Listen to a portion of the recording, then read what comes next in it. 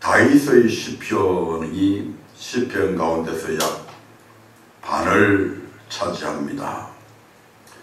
그런 정도로 다윗은 이 시편을 통해서 하나님에 대한 자신의 신앙을 노래하고 있고 고백하고 있고 감사하고 있고 찬양하고 있음을 우리가 봅니다. 오늘 본문에 나온 다윗의 시편 26편에 보면 다윗은 이런 고백을 하죠. 내가 나의 완전함에 행하여 싸우며 요동치 아니하고 여호와를 의지하였으니 여호와여 나를 판단하소서. 여호와여 나를 살피시고 시험하사 내 뜻과 내 마음을 단련하소서. 이렇게 말씀하고 있음을 봅니다. 그래서 오늘 말씀의 제목을 여호와여 나를 판단하소서라고 하는 주제로 함께 은혜를 나누고자 합니다. 본문에서 다윗이 지금 고백하고 있는 것처럼 내가 나의 완전함에 행하였다. 완전함에 행한 다윗. 우리는 다윗의 일생의 그 삶을 살펴보면 거의 죄라고는 발견할 수 없을 정도로 그런 말씀이라고 하면 철저하게 말씀 중심의 삶을 살았고 기도 중심의 삶을 살았고 성전 중심의 삶을 살아갔던 것을 우리가 보게 됩니다.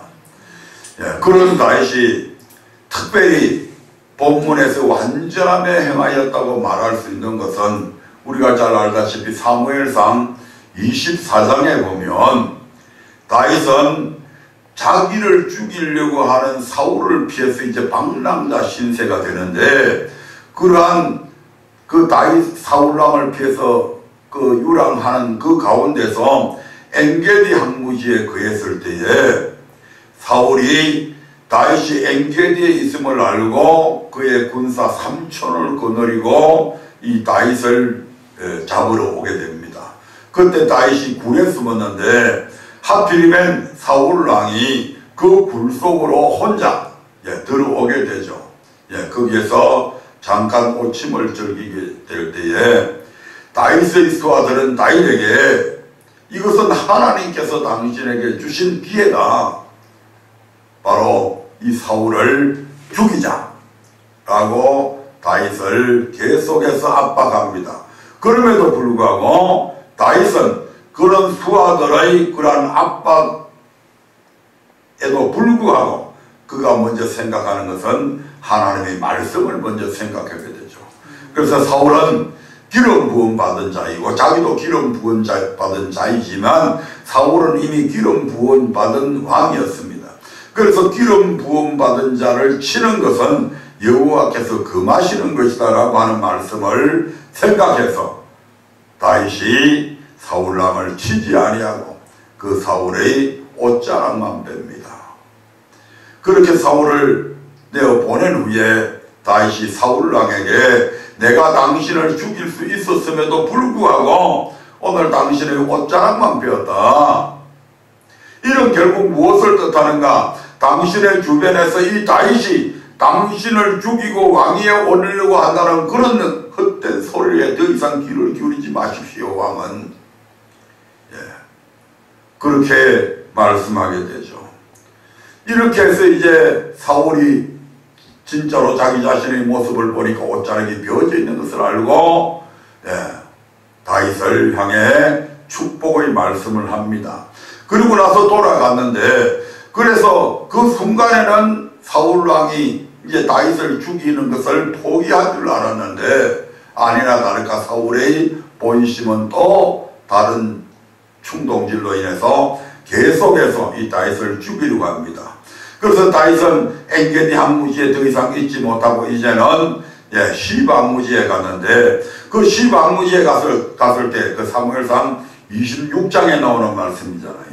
시바 항무지에 가서 거기에서 이제 자기의 수하들과 함께 지내고 있는데 또 그것이 신고가 되어져 가지고 사울왕이 또다시 군사 3,000을 거느리고 그것으로 시바 항무지로 다윗을 잡으러 오게 되죠.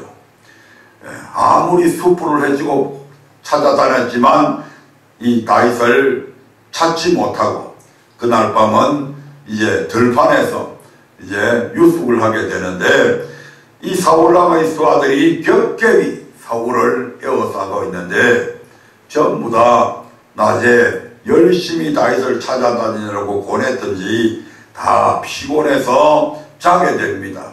보초까지도 다 잠에 골아 떨어져 있습니다. 그때 다윗이 자기의 수하 아브넬을 이제 데리고 거기에 가게 되죠. 그리고 거기에 갔을 때도 아브넬이 다윗에게 장군님은 가만히 계십시오.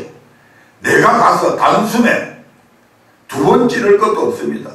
단숨에 저 사울왕을 죽이겠습니다 라고 했을 때 다윗은 자기가 직접 죽이는 것은 아니지만 자기는 모르는 척하고 무기만 해버리면 끝날 일입니다. 그럼에도 불구하고 여호와의 기름 부은 자를 치면 죄가 되지 않겠느냐. 그래서 자기의 부하인 이 아브넬까지도 죄를 짓지 못하게 하고 자기 자신도 죄를 짓지 아니하고, 그래서 사울왕이 왕의 곁에 가서 그의 물병과 창만 가지고 이제 나오게 됩니다. 이러한 삶을 볼 때에 다윗은 정말 자신의 모든 삶, 하나님의 완전함에는 비할 수 없지만 인간적인 측면에서 볼 때에 다윗은 완벽한 삶을 살았다고 자타가 다 부인할 수 없을 사실입니다. 아멘. 그런 다윗이 시편 17편 3절에 보면 다윗은 이 26편뿐만 아니라 17편 3절에서도 자기 자신이 너무너무 하나님의 말씀대로 잘 완전함에 살아온 것을 말씀하고 있는 장면이 나오지 한번 찾아보겠습니다. 시편 17편 3절입니다.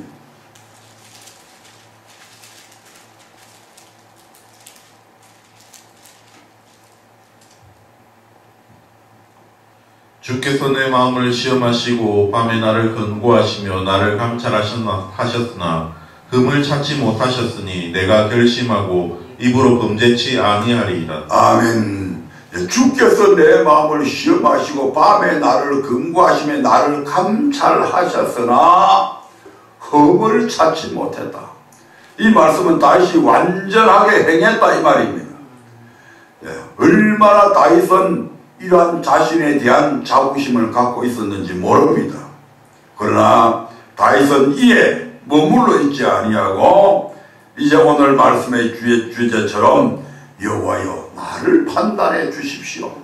내가 나 자신을 볼 때는 분명히 나는 완전하고 흠을 찾지 못할 정도로 나는 완전함에 행하였지만 그러나 여호와여 여호와의 눈으로 나를 판단해 주십시오.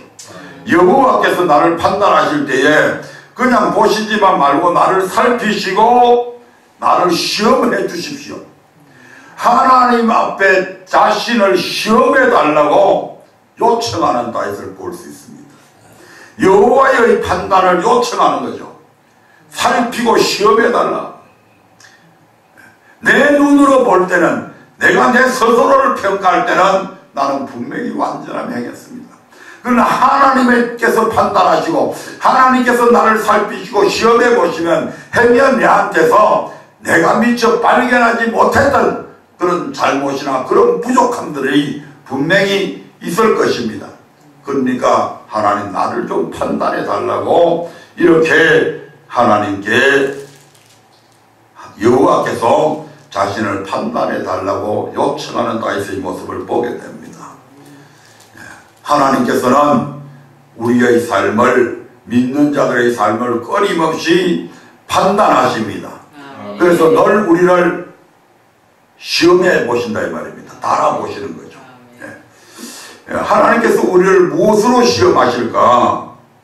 베드로후서 2장 2절부터 4절에 보면 인생들이 가지고 있는 추구하는 세 가지 욕망들을 거기에 나열해 놓았습니다. 그런 것들로 우리를 시험하시게 된다 이 말입니다. 여럿이 저희 호색하는 것을 좇으리니 이로 인하여 진리의 도가 해방을 받을 것이요 저희가 탐심을 인하여 지은 말을 가지고 너희로 이를 삼으니 저희 심판은 예적부터 지체하지 아니하며 저희 멸망은 자지 아니하느니라. 하나님이 범죄한 천사들을 용서치 아니하시고 지옥에 던져 어두운 구덩이에 두어 심판 때까지 지키게 하셨으며. 아멘. 여기에 베드로후서 2장 2절부터 4절까지 보면 우리 하나 사람들이 일반적으로 추구하는 세 가지가 있습니다. 첫째는 호색이요, 두 번째는 탐심이요, 세 번째는 자기 영광을 추구하는, 이것은 우리 모든 인간의 본성들입니다. 그리고 이제 우리가 마태복음 4장에 보면 우리 주님께서 마귀가 우리 주님을 시험하는데 세 가지를 시험하죠. 바로 육체적인 정욕, 무엇을 먹을까 마실까 입을까 하는 이러한 육신의 정욕들로 우리를 시험하게 되고, 또 하나는 이생의 자랑거리들로 우리를 시험합니다. 성전 꼭대기에 데리고 올라가서 거기서 뛰어내려라. 그러면 천사가 너를 받들어서 돌이 발에 부딪히지 않게 될 것이다. 그것을 많은 사람들이 보고 야, 진짜 예수는 대단하다. 이런 자랑거리들. 세 번째가 바로 탐심이죠. 온 천하 만국을 보여주면 네가 내한테 엎드려 절만하면 이 모든 것들 네한테 줄게라고 하는 이와 같은 것들로 우리 하나님은 우리를 시험하십니다. 이제 여호와여 나를 판단하소서, 여호와께서 나를 살피시고 나를 시험해 주십시오 라고 하는 이 다윗의 요청에 하나님께서는 바로 호색을 통해서 다윗을 시험하게 되죠. 그래서 다윗이 어느 날 자신은 이제 전쟁에 나가지 아니하고 자기의 수하들이 전쟁터에 내보내고 그가 기도했으면 이러한 시험도 이겨냈을 텐데 기도하지 아니하고 왕궁 지붕위를 거닐다가 여인의 목욕하는 장면을 바라보게 됩니다. 그 목욕하는 장면을 보면서 결국 거기에 다윗의 이제 음란성이 드러나게 되는 거죠. 그래서 그 여인이 누구인지 물어보게 되고, 그리고 그 여인을 데려오게 만들어서 결국 동침함으로 다윗은 씻을 수 없는 범죄를 저지르게 됩니다. 이 죄가 외부로 드러날까 봐서 다윗이 여태까지 추구했던 많은 사람들에게 칭송받던 진짜 저 사람은 대단한 사람이다, 하나님의 사람이다, 참 하나님 앞에 기도하는 사람이요 믿음의 왕이다, 이렇게 바라봤던 그 다윗의 모든 명예가 하루아침에 실추될 수밖에 없는 그런 상황 속에서 다윗은 그 죄를 숨기기 위해 결국 이 바세바의 남편인 우리아를 전쟁의 최일선에 나가서 적군의 소를 빌어서 바로 이 우리아를 죽이는 살인을까지 저지르게 됩니다. 아멘. 하지만 다윗은 이 자신의 죄가 이제 드러나게 되었을 때에 하나님 앞에 겸손하게 무릎 꿇고 그때부터 하나님 앞에 눈물로 침상을 띄우며 통에 잡고 다시 일어서게 되죠. 아멘. 이와 비슷한 사람이 신약에도 나오는데 마태복음 19장에 보면 부자 청년이 나옵니다. 이 부자 청년이 예수님께 나와서 내가 어떻게 하면 영생을 얻겠습니까? 라고 물어보게 됩니다. 그때 예수님께서 계명을 말씀하시죠. 부모를 공경해라, 살인하지 마라, 간음하지 말라, 도적질하지 말라, 이런 계명들을 얘기했을 때 이 부자 청년이 뭐라고 이야기합니까? 내가 이것은 다 지켰습니다. 마가복음이나 누가복음에 보면 내가 어릴 때부터 이건 다 지켜왔던 겁니다. 이렇게 말씀하게 되죠. 그 말을 들은 예수님께서 이 청년을 얼마나 이 청년 때문에 참 기뻐했는지 모릅니다. 그런 예수님께서 이 청년을 향해서 근데 내가 니를 볼 때 니는 네가 볼 때에 어릴 때부터 다 지켰다고 말하지만 내가 너를 볼 때에 너에게 한 가지 부족한 것이 있다라고 얘기하죠. 이 부자 다윗에게 있어서 하나님은 무엇으로 시험하셨냐면 호색하는 것으로 시험하시죠. 이 부자 청년에게 있어서 예수님은 뭐라고 지금 물어봅니까? 네게 한 가지 부족한 것이 있는데 네가 보니까 내가 너를 보니까 네가 부자구나. 그런데 너 부유함을 가지고 가난한 사람들을 돕지 않았구나. 네 딴에는 필요한 것들을 어려운 사람들 나눠주고 했다고 생각하지만 내가 너를 볼 때에 너는 훨씬 더 땅에 많이 쌓아두고 가난한 사람들을 돕지 않았구나. 그러므로 이제 네 재산을 소유를 팔아서 이 가난한 자들에게 나눠줘라. 그리고 나를 쫓아라. 그러면 영생을 얻는다고 주님께서 말씀하시니까 이 부자 청년이 그 말씀을 듣고 근심하기 시작했습니다. 내가 어떻게 해서 모은 돈인데 이 부자 청년은 부자가 되었지만 자기의 소유물이 자기 것으로 착각을 하고 있는 거죠. 내가 어떻게 해서 모은 돈인데 이걸 가난한 자들에게 다 나누어져 버리면 나는 당장에 알거지가 되는데 이런 염려가 앞서게 되는 거죠. 그리고 그 부자 청년은 주님께 더 이상 물어보지 아니하고 근심하며 가버렸다고 얘기합니다. 다윗은 자기의 잘못을 부족한 것을 지적받았을 때에 통회하고 자복하고 돌이켰지만 이 부자 청년은 그러한 과정이 없었습니다. 그래서 예수님은 일어섰지만 이 부자 청년은 영원히 넘어져서 멸망받게 되는 거죠. 이 부자 청년이 예수님을 찾아온 것이 무엇 때문에 찾아왔습니까? 내가 어떻게 하면 영생을 얻겠습니까? 라고 하는 질문이었잖아요. 그렇다면 주님께서 지금 계명을 지키라고 말씀하셨고 네가 삶의 계명은 지켰을지 모르지만 네가 한 가지 부족한 것이 있는데 물질의 계명에 있어서 네게 지금 흠이 있다. 그러니까 그것에서 돌이키라고 지금 얘기하고 있잖아요.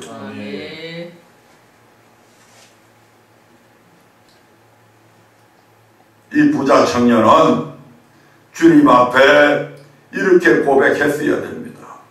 주님, 내가 부자인 것만은 틀림없습니다. 그러면 내가 이 좋은 재산을 가난한 자들에게 다 나누어져 버리면 나는 당장 알거지가 되는데 내가 고민이 됩니다. 어떤 방법이 있습니까? 어떤 좀 다른 나은 방법이 없을까요? 라고 질문할 수 있잖아요. 왜? 지금 영생을 얻느냐 못 얻느냐라고 하는 심각한 질문이란 말이에요. 이 질문들이 그냥 내가 이 땅에서 잘 먹고 잘 사는 내가 어떤 직업을 선택하는 이런 질문이 아니잖아요. 영원한 생명을 얻느냐 못 얻느냐 하는 그런 지금 심각한 질문이잖아요. 그렇다고 한다면 그게 주님께서 자기가 할 수 없는 이런 엄청난 것들을 지금 하라고 명하셨을 때에 이 부자 청년은 그 주님 앞에 근심하며 돌아갈 것이 아니라 주님 앞에 또 다른 질문을 했어야 됩니다. 마태복음 19장 16절 이하의 말씀을 한번 보겠습니다. 어떤 사람이 잠깐만요. 19장 마태복음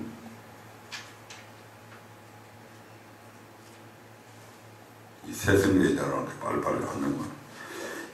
마태복음 19장 16절 이하서 보면 쭉 아까 제가 말씀드렸던 거고, 자 23절부터 한번 볼까요? 23절부터 시작. 예수께서 제자들에게 이르시되 내가 진실로 너희에게 이르노니 부자는 천국에 들어가기가 어려우니라. 다시 너희에게 말하노니 약대가 받을 기로 들어가는 것이 부자가 하나님의 나라에 들어가는 것보다 쉬우니라 하신대. 제자들이 듣고 심히 놀라 가로되 그런즉 누가 구원을 얻을 수 있으리까? 예수께서 저희를 보시며 가라사대 사람으로는 할 수 없으되 하나님으로서는 다 할 수 있느니라. 아멘. 우리 주님께서 제자들의 질문에 답을 해주시잖아요.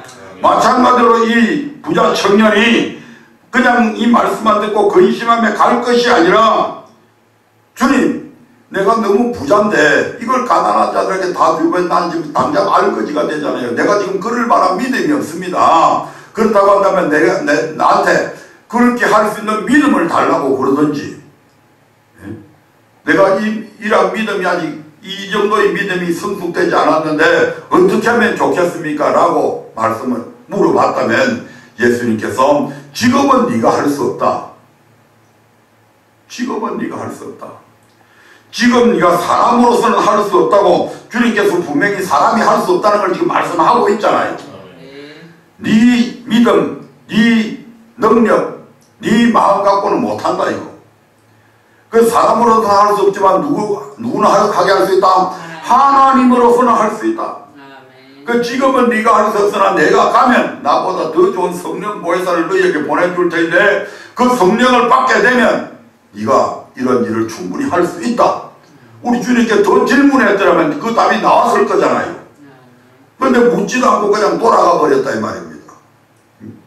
그리고 제자들이 27절 이하에 보면 베드로가 주님 앞에 우리가 모든 것을 버리고 주님을 쫓았는데 그런데 우리가 무엇을 얻으리까? 라고 물어봤을 때 예수님께서 뭐라고 말씀하십니까? 29절에 보면 내 이름을 위하여 집이나 형제나 자매나 부모나 자식이나 전토를 벌인 자마다 몇 배를 받나? 여러 배를 받고, 다른 성경에는 100배를 받고 이렇게 나오잖아요. 그러면 부자 청년이 주님과 그 대화를 나누고 질문을 했더라면 이런 예수님의 답을 들을 수 있잖아요. 근데 이 부자 청년은 네 소유를 팔아 가난한 자에게 나누어 주라는 그 말씀 듣고 그냥 시험에 빠져서 더 이상 다른 질문도 하지 않은 채 결국 근심하며 감을 통해서 그는 멸망을 받게 되는 것을 보게 됩니다. 아멘. 네. 그러면 세 번째로 하나님께서 우리를 시험하는 목적은 무엇입니까? 우리를 괴롭히기 위해서 하나님께서 시험하십니까? 아니잖아요. 천국 가는 믿음으로 단련해서 우리를 살리기 위해서 우리를 시험하는 겁니다. 아멘. 우리를 괴롭히기 위해서 시험하는 게 아니에요. 야고보서 1장 12절의 말씀을 한번 보겠습니다. 야고보서 1장 12절입니다. 하나님께서 우리에게 시험 주시는 것은 우리를 죽이기 위해서 주시는 거 아니에요. 읽어보겠습니다. 시작. 시험을 참는 자는 복이 있도다. 이것이 옳다 인정하심을 받은 후에 주께서 자기를 사랑하는 자들에게 약속하신 생명의 면류관을 얻을 것임이니라. 아멘. 우리 하나님께서 우리에게 시험을 주는 목적은 그 시험에 합격되게 만들어서 우리를 하여금 생명의 면류관을 우리에게 주시기 위해서 지금 시험하시는 거잖아. 아멘. 네. 이걸 우리가 알아야 된다 이 말이에요. 하나님께서 그러면 우리를 시험하실 때 어떻게 시험하십니까? 신명기 8장 1절부터 3절의 말씀을 한번 봅니다. 하나님께서 우리를 어떻게 시험하시는가?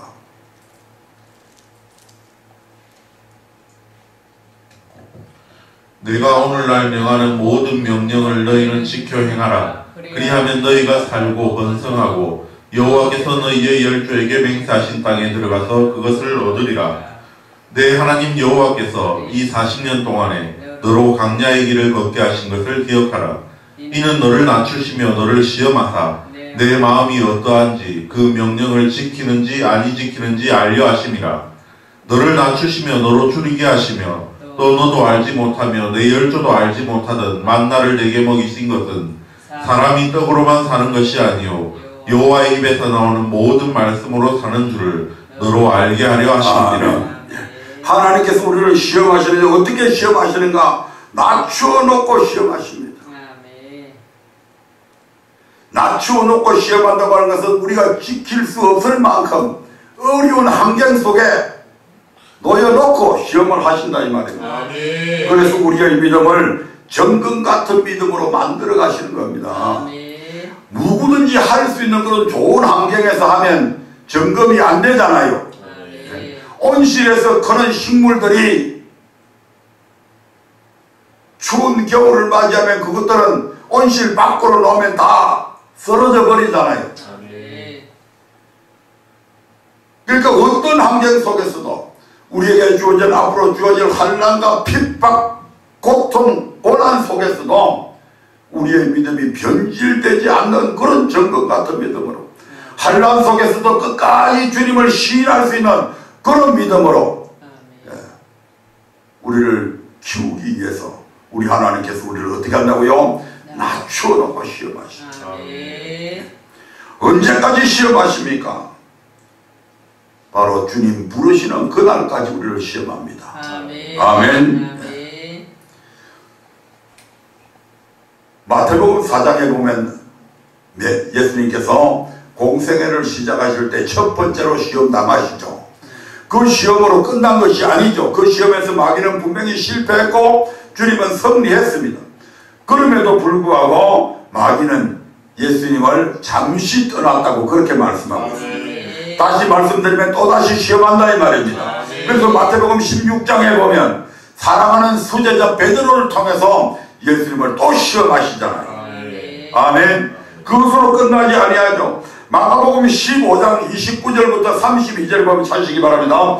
마가복음 15장 29절부터 32절에 보면 예수님이 십자가에 달려 있는데도 불구하고 마지막 그 순간까지, 죽는 그 순간까지 예수님을 시험하는 것을 보게 됩니다. 같이 읽어보겠습니다. 지나가는 자들은 자기 머리를 흔들며 예수를 모욕하여 가로되 아하 성전을 헐고 사흘에 짓는 자여 내가 너를 구원하여 십자가에서 내려오라 하고 그와 같이 대제사장들도 서기관들과 함께 희롱하며 서로 말하되 저가 남은 구원하였을 때 자기는 구원할 수 없도다. 이스라엘의 왕 그리스도가 지금 십자가에서 내려와 우리로 보고 믿게 할지어다 하며 함께 십자가에 못 박힌 자들도 예수를 욕하더라. 아멘. 그 32절 다시 한번 보세요. 이스라엘의 왕 그리스도가 지금 십자가에서 내려와라. 내 십자가 지지 말고 내려와봐. 그러면 내가 너를 믿을게.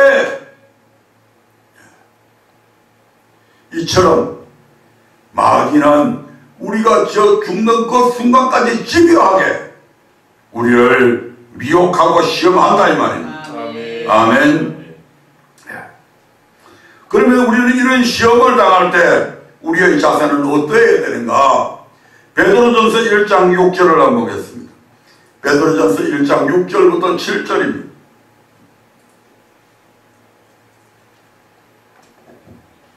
그러므로 너희가 이제 여러가지 시험을 인하여 잠깐 근심하게 되지 않을 수 없었으나 오히려 크게 기뻐하도다. 너희 믿음의 시련이 불로 연단하여도 없어질 금보다 더 귀하여 예수 그리스도에 나타나실 때에 칭찬과 영광과 존귀를 얻게 하려 함이라. 아멘. 우리가 신앙생활을 하다 보면 여러 가지 시험을 만납니다. 하나의 시험만 만나는 것이 아니죠. 여러 가지 시험을 만나게 되어 있습니다. 예수 여러 가지 시험을 만나게 되는데 이 여러 가지 시험을 만나게 될 때에 다 근심하죠. 근심 안 하는 나는 어떤 시험이 와도 근심 안 해 그런 사람 없습니다. 근심은 처음에 근심이 됩니다. 그러나 그 시험이 올 때 우리는 그 시험을 붙들고 하나님 앞에 기도하게 되면 하나님께서 우리에게 이길 힘을 주시잖아요. 도와주시잖아요. 그래서 시험이 올 때마다 그런 시험거리를 놓고 하나님 앞에 부르짖어 기도하게 되고 기도하는 가운데서 우리의 믿음이 이 시험과 부딪히면서 계속해서 자라나게 되잖아요. 이 시험이 이렇게 왔는데 내가 기도하고 하니까 하나님께서 이렇게 응답을 해주셔서 이 시험을 이겼어. 그러면 다음번에 또 다른 그런 시험이 올 때도 저번에도 내가 이렇게 하니까 우리 하나님께서 나를 이기게 해주시더라. 내가 도저히 순종할 수 없다고 생각했는데 순종하게 되더라. 이런 믿음의 시련들을 통해서 하나하나 노하우가 경험이 쌓여져 가잖아요. 이를 통해서 우리의 믿음이 한 단계 한 단계 이 시험들을 통해서 높아진단 말이에요. 마치 아브라함이 떠나갈 때 떠났고 그러한 연단의 과정을 통해서 바치를 할 때 바치를 믿음으로 자라났고 버리라고 할 때 그 버린 믿음에서 나중에 바치는 믿음까지, 믿음의 단계가 여러 가지 시련들을 통해서 하나하나 성장돼 가잖아요. 마찬가지로 우리에게도 하나님께서 이러한 시험을 통해서 우리의 믿음을 한 단계 한 단계 업그레이드 시켜간다 이 말입니다. 그래서 지금 베드로전서 1장 6절에서 베드로 사도는 뭐라고 얘기합니까? 너희가 처음에는 시험이 올 때 너희가 근심했다. 하지만 오히려 기뻐한다. 왜? 이 믿음의 시련이 바로 너희 믿음을 불로 연단하여도 없어지지 아니하는, 금도 온도를 대개 3000도 이상 되면 녹아진다고 합니다. 그 금보다도 어떤 시련, 어떤 불시험이 와도 결단코 녹아지지 아니하는 금, 그런 정금보다도 더 귀한 믿음으로 우리의 믿음을 자라나게 만든다 이 말이에요. 이 믿음의 시련을 통해서 우리가 그러한 믿음을 갖게 되면 예수 그리스도께서 나타나실 그때에 우리에게 뭐가 돌아온다고요? 칭찬이 돌아오고 영광이 돌아오고 존귀를 얻게 된다. 다시 말씀드리면 우리도 주님처럼 부활의 저 영원한 영생을 천국에서 누리게 될 것입니다. 아멘. 예. 그러므로 9절에 보면 이렇게 말씀, 26장 9절에 보면 이렇게 말씀하고 있잖아요. 예. 시편 26편 9절에 보면 내 영혼을 죄인과 함께 내 생명을 살인자와 함께 거두지 마소서. 1절 2절처럼 살아야 될 이유가 뭡니까?